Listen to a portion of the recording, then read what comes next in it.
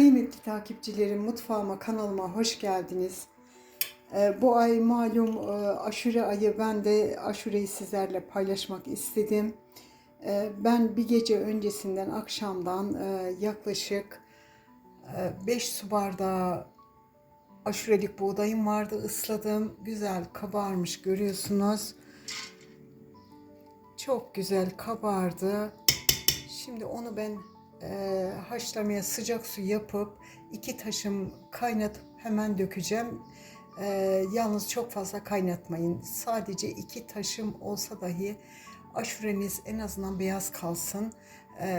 Genelde aşurelerin rengi koyu oluyor diyor arkadaşlar. Ben bunu paylaşmak istedim püf noktasını. Yani 1-2 taşım kaynadıktan sonra ilk suyunu alıyorum, döküyorum. Tekrar sıcak su ilave ediyorum. Şurada 2 su bardağı fasulyem var. Onu haşlamaya bıraktım. Bunu da akşamdan ısladım. Görüyorsunuz ilk gaz suyu çıktı, köpüğü. Onu almak istiyorum şöyle ki kuru fasulye yaparken de biliyorsunuz bu ilk köpüğünü almamız lazım ki midesi rahatsız olanlar en azından rahatsız olmasınlar. Bunları haşlamaya bıraktık. Malzemelerini ara ara ben sizlerle paylaşacağım arkadaşlar. Şurada 1 su bardağı çiğ fıstığım var. Burada kurumuş kayısıyla elma kurum vardı arkadaşlar. Bunu da ben doğal lezzetli olsun diye ben elma kurusu da koymak istiyorum. Burada siyah üzümle biraz sarı üzümüm var. Bunları da bir taşım yine tek su kaynatıp alacağım, dökeceğim, sonradan ilave edeceğim. Tabii kabuk tarçınımız var, şekerimizi ilave edeceğim, zaman zaman malzemelerini paylaşacağım arkadaşlar. Şimdi sadece suyunu dökeceğim ve aşurelik buğdayımı da kaynamaya bırakacağım.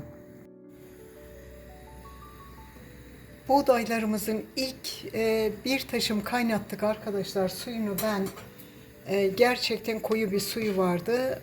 Onu döktüm. Tekrar sıcak suyumu koydum. Kaynattığım suyumu. Şimdi düdüklümü kapatacağım. Bir 10 dakika kaynatacağım.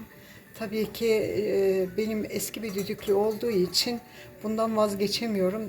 Yani gerçekten çok alıştığım bir tencere. Onun için bunu 10 dakika kaynatacağım. Tabii siz yeni çıkan düdüklüler bundan çok daha kısa zamanda pişiriyor. Onun da mutlaka ilk 1-2 dakika kaynadıktan sonra suyunu mutlaka alın. Hem düdüklünün kapağındaki o taşımı engeller köpükler, çünkü buğday olduğu için düdük kısmını tıkıyor. Sonradan hani sorun olabiliyor. Kıymetli takipçilerim, aşuremizi kaynattık. İyice taneleri çok güzel yumuşayana kadar pişirdim düdüklüde. Sonradan tekrar üzerine geçecek kadar sıcak su koydum. Şimdi kaynamaya bıraktım. Tabii benim kabım biraz küçük oldu çünkü bayağı bir aşure var. Şöyle bir küçük tencereme de aldım. Şimdi ek malzemelerini yavaş yavaş karıştırmaya başlayacağım arkadaşlar. Aşuremin içerisine sizin büyük bir tencereniz varsa ona da koyup bir seferde kaynatabilirsiniz. Ama ben çok fazla taşmasını istemedim. Onun için de şimdi yavaş yavaş malzemelerini katacağım. Şöyle yaklaşık yarımdan biraz daha az arkadaşlar. 1 yemek kaşığı bulgur ilave ediyorum. Şu küçük tencereme de ilave edeceğim.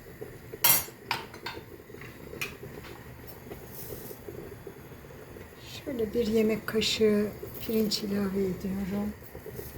Nişastasını versin, suyunu koyulaştırsın diye arkadaşlar.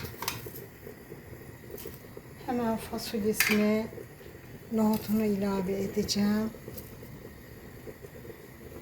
Şöyle çubuk tarçınım var, onu atıyorum içerisine.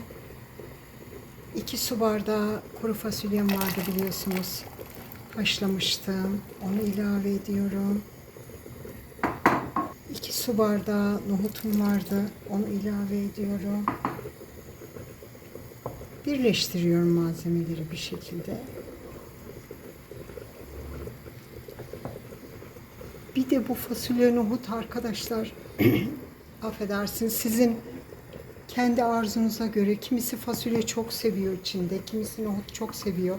Tamamen arzunuza kalmış. Onun kendiniz ayarlayacaksınız. Baktığınız suyu biraz böyle koyu geliyor. Kaynadıkça koyulaşacak. Kendiniz kıvamını ayarlayabilirsiniz. Ne çok duru olacak ne de çok katı olacak. Hemen ben buradaki kayısı, elma kurum vardı. Onlardan ilave ediyorum. Arkadaşlar şöyle diğer tencereme birazcık az oldu, bundan alacağım. Kadığım üzümlerimi ilave ediyorum arkadaşlar.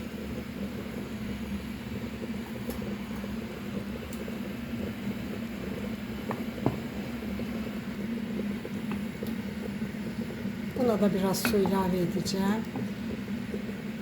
Şöyle çiğ fıstıklarımdan da ilave edeyim.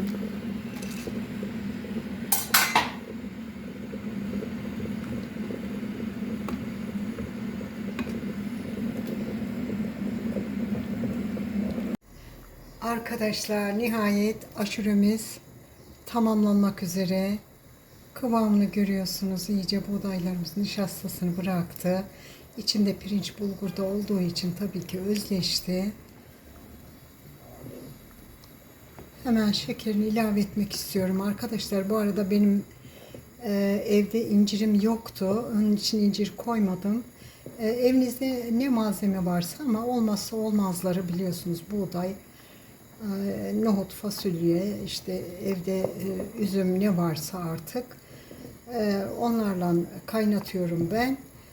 Şimdi şekerini ilave edeceğim. İnciri eğer koyacaksanız arkadaşlar mutlaka inciri yıkadıktan sonra ayrı bir kapta 1-2 taşım kaynatın. O kara suyunu atın, yoksa aşureniz kararır. Bunu da bir dipnot olarak size söyleyeyim arkadaşlar. Onun için ben şöyle bir kasem var arkadaşlar. Burada yaklaşık 2,5 su bardağı şekerim var. 200 cc'lik bardaklarla bunu hemen şöyle döküyorum. Karıştıracağım, tadacağım. Ona göre ayarlayacağım arkadaşlar şekerini. Hemen hemen aşuremiz tamamlanıyor arkadaşlar. Bir 5 dakika daha kaynatıp aşuremi ocaktan alacağım. Arkadaşlar aşuremizi bitirdik, tamamladık. Servis kaselerimi aldım. Görüyorsunuz suyu gayet güzel, berrak, kararma olmadı tabii ki, o püf noktalarını yaptığımız için. Bu arada kaynatırken içine karanfil atmayı söylemeyi unutmuşum. Ben karanfil mutlaka atın arkadaşlar. Çünkü kokusu çok güzel. Tamamladık, bitirdik aşuremizi. Allah kabul etsin diyelim. Bir dahaki videoda tekrar görüşmek dileğiyle diyorum. Yapacak, emek verecek tüm takipçilerime afiyet şeker olsun, şifa olsun diyorum. Hoşça kalın, sağlıcakla kalın.